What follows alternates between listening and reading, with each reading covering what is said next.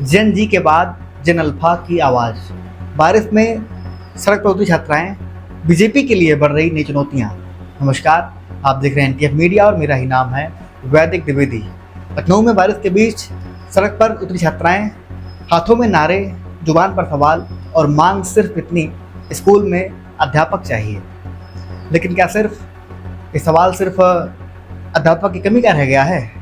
नहीं, या फिर उस बदलती हुई नई पीढ़ी की तस्वीर है जो अब चुप रहने के बजाय सरकार से सवाल पूछ रही है अपनी मांग को लेकर। लखनऊ के जयप्रकाश नारायण सर्वोदय बालिका विद्यालय की छात्राएं अपने विद्यालय में अध्यापक की कमी को लेकर बारिश में सड़क पर आकर अपनी आवाज़ बुलंद कर रही हैं, अपनी सवाल को खड़े कर रही हैं। छात्राओं ने जमकर नारेबाजी की और यहाँ तक मांग कर डाली कि मुख्यमंत्री मौके पर आएँ और उनकी समस्याओं को सुनें।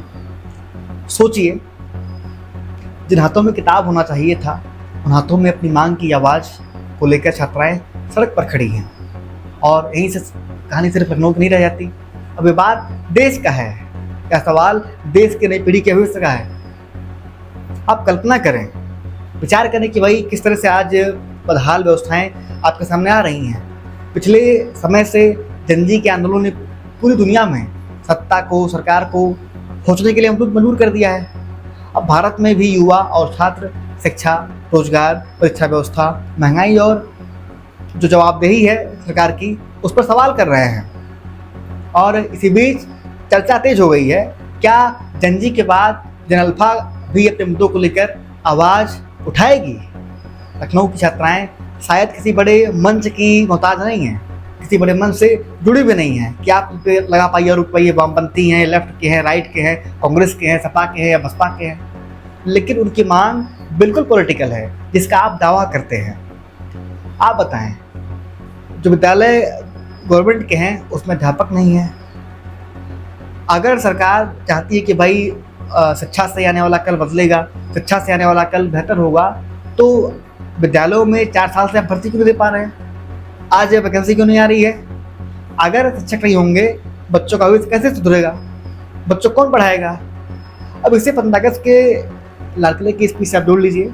जिस तरह मोदी जी ने बयान दिया, मोदी जी ने कहा कि युवाओं और नई पीढ़ी के ऊपर काफ़ी जिम्मेदारी है। उन्होंने काफ़ी जोर देते तमाम बातें कहीं। उन्होंने कहा कि भाई जेन अल्फा की भूमिका की बात की, किस तरह आने वाले कल में उनकी भूमिका बढ़ने वाली है। लेकिन एक और सवाल ये भी तो है, नई पीढ़ी सरकार से क्या चाहती है? सिर्फ भाषण, सिर्फ योजनाओं की घोषणा, या फिर जमीन पर स्कूल, शिक्षक, रोजगार और अच्छी शिक्षा? यही असली सवाल है। अगर मोदी जी ने जो बात कही, भाई दिमागी नक्सल, ये बयान अब पॉलिटिकल मुद्दे को लेकर गर्मा गया है। पूरे देश में एक बार फिर से बहस तेज हो गई है। सरकार की तरफ से इसे विचारधारा और देश के सामने जो चुनौतियां हैं उसके संदर्भ में कहा गया। आप कल्पना करें, विपक्ष ने सवाल किया कि भाई की सरकार से सवाल करना क्या नक्सल होना है? ये ठप्पा क्यों लगा रहे हैं बार बार किसी के ऊपर? कभी ये काकरोच कह देते हैं, कभी ये कहते हैं कि भाई ये नक्सली हैं और माइंड नक्सल, मतलब दिमागी नक्सल ये लोग हैं। और ये सवाल अब सवाल ही रह गया है, अब आपकी डेमोक्रेसी में एक बड़ा मुद्दा बन चुका है। अब ये बात भी सामने आ रही कि भाई क्या सवाल पूछना विरोध है?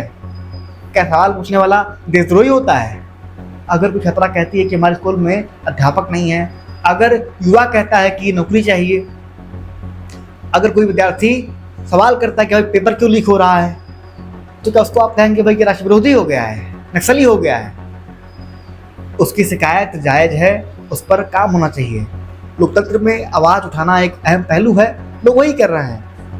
लखनऊ की छात्राओं का प्रदर्शन इसलिए महत्वपूर्ण है क्योंकि यह किसी बड़े मंच से नहीं है, किसी पार्टी का नहीं है, किसी दल का नहीं है।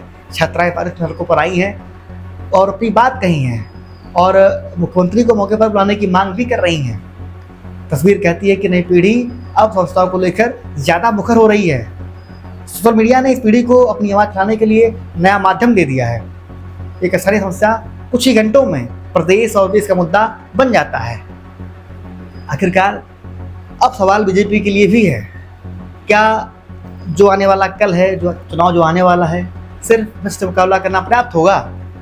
अब भाजपा के सामने विपक्ष भी है और ये नई पीढ़ी भी है जो सवाल करे कि भाई हम आने वाले कल में अपने देश में मतदाता बनेंगे, नौकरी पेशा होगा और तमाम नीति बनाएंगे। तमाम बातें प्रभावित हो रही हैं, हमको घुटनती हो रही है।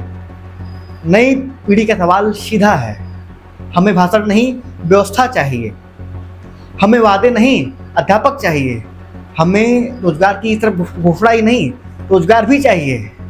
तमाम सवाल अलग अलग राज्यों से सामने आ रहे हैं, लोग खुलकर बहस कर रहे हैं। तमाम दलों के लिए शिक्षा पर बात करना अब अनिवार्य हो गया है। बिना पढ़ाई कमाई की बात किए हुए आप चुनाव में नहीं आ पाएंगे। अब मुद्दा वंदे मातरम, राष्ट्रवाद, तमाम जो बातें थी उससे उठकर जो है आम आदमी के अपने सवालों पर आ गया है। अब कलम की बात होगी, कलाम की बात होगी, अब आप बुरहान की बात नहीं कर पाएंगे।